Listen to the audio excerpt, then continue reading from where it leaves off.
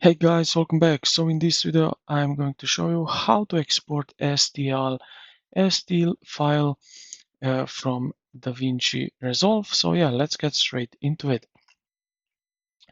We have a few options, methods to do that. So yeah, I will show some of them. So yeah, stick till the end of the video. First method is basically to export graded frame from the color page. Gallery fails, you can bypass the gallery database completely on the main editing track. So move over to the edit page or color page right here. So let's go on edit page and park your playhead exactly on the frame you want to extract. So let's do this one here.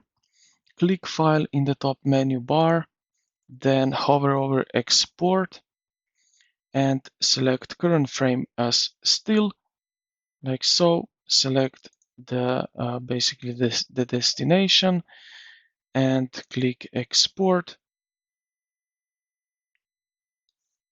Also, what I forgot to mention, you can here select Save as Type, so you can select as PNG or JPEG right here.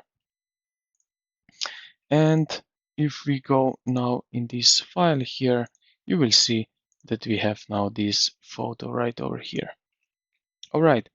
The second method is if your external drive letter changes or your catchpad failed up, DaVinci loses track of where to temporarily save still packages. So click the project setting icon, the small gear wrench icon in the bottom right corner. Then choose master settings in the sidebar menu. Scroll down to the working folders right here. Look at the catch file location and gallery still locations.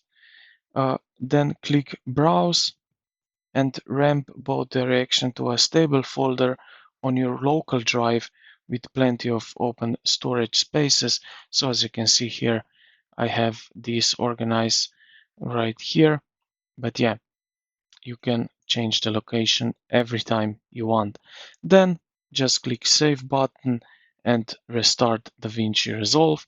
And yeah, this is basically the method for